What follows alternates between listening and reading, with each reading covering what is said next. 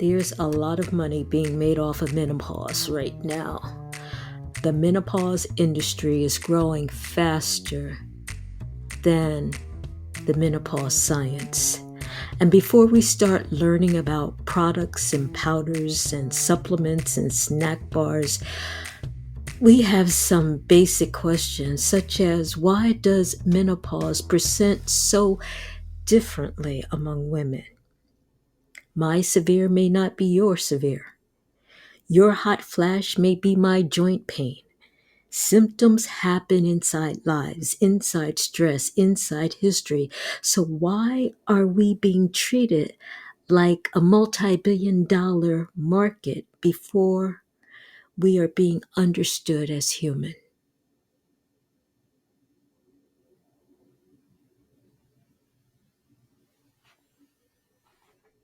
As we approach the holiday season with family and friends coming together to share a meal, some of us may not have food to put on the table.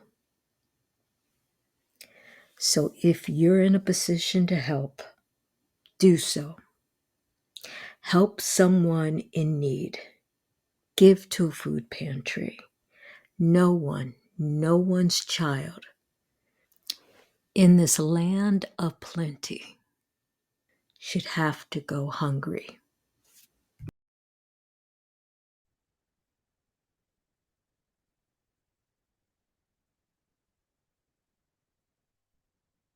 Hi, I'm Dr. Rahman, and welcome to Black Women's Health Podcast.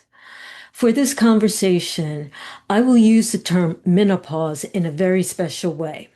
I will say menopause, and it will not refer to that once in a lifetime event when you have gone 12 months from your last menstrual cycle, but rather, when I say menopause, I am talking about the full spectrum, including perimenopause and postmenopause.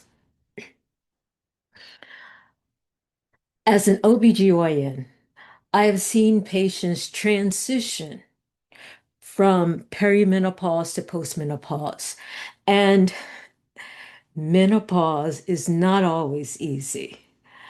And there is just no way to predict what symptoms she may experience, and there's no way to determine in advance how severe her symptoms will be, if any. Because yes, it's true, there are some women who go through an uneventful menopause.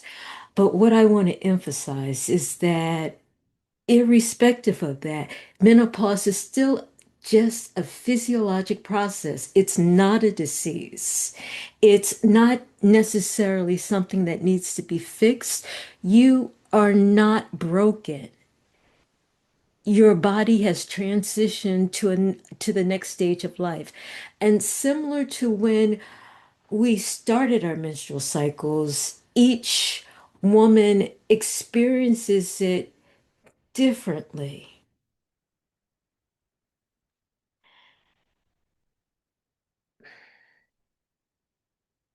And for some of us, and for some of us, we need help navigating the changes.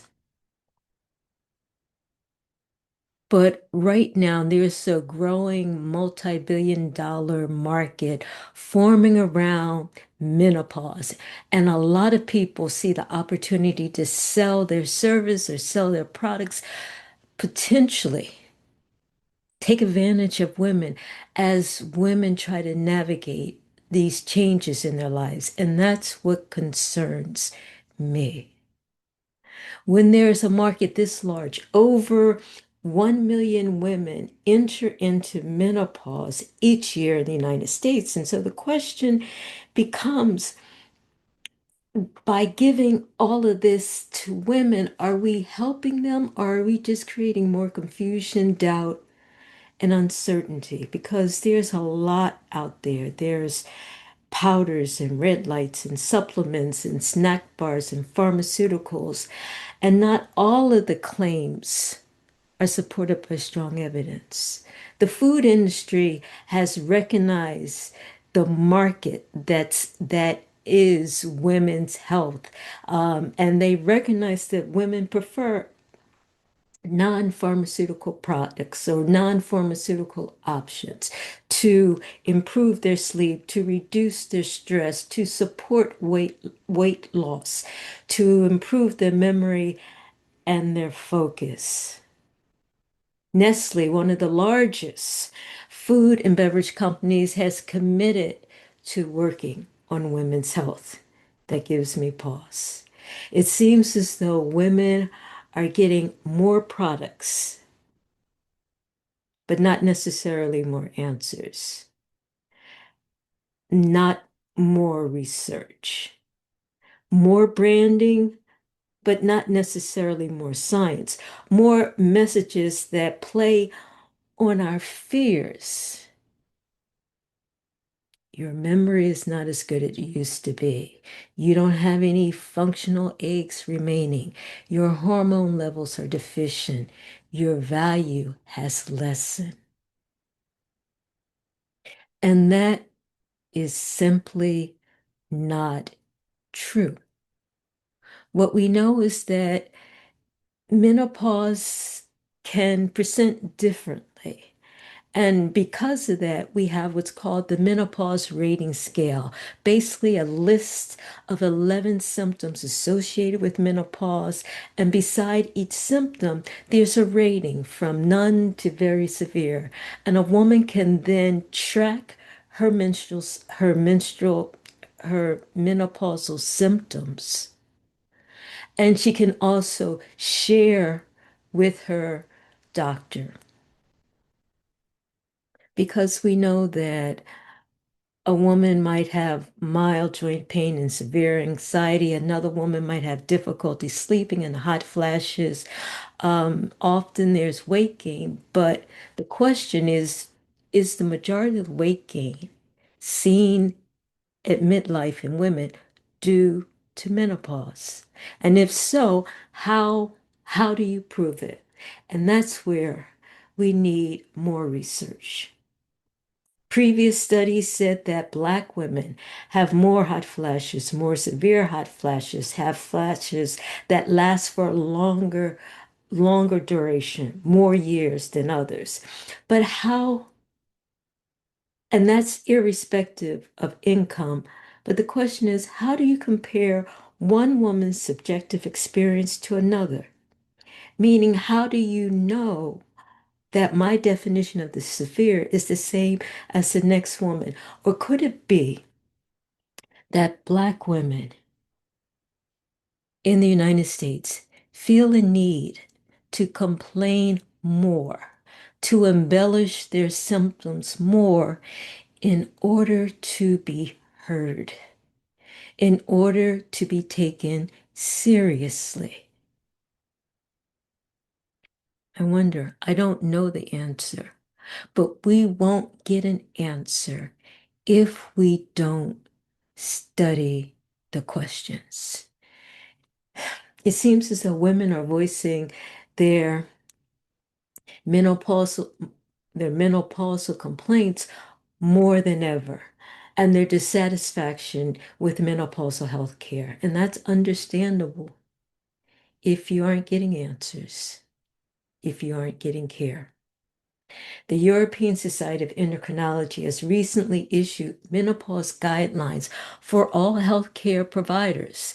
Sadly, they reported that when they were researching some basic questions to help establish guidelines, they found that frequently the studies used were of poor quality. Because you have to think about it at midlife, could there be other reasons for the symptoms and complaints of women beyond menopause? Could it be that ultra processed foods that we overly consume? Or could it be that the endocrine disruptive chemicals in our environment are contributing to the symptomatology that midlife women may be experiencing? Again, more questions in need of answers. Women need answers. Women need more research. And the research needs to be reflective of all women in this country. If nothing else, uh, as I come to the end of this brief podcast, please remember that menopause is physiologic, not pathologic. And that the more we allow the marketers to define this transition, to create a need in our minds, to make all of our midlife problems seem to be the result of menopause, the more it becomes something that we as women will feel a need to hide, to cure, and or to correct. And that's where the problem happens. So bottom line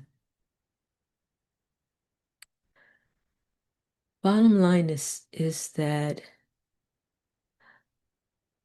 more research, more research is needed on women's health, particularly with women's health dealing with menopause.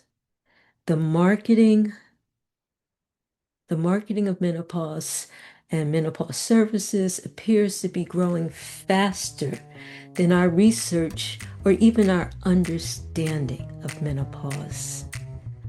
And for that reason, we as women, we may not be able to slow down the marketing, but we should be able to insist on more research and better understanding of menopause. Because if we don't, buyer beware.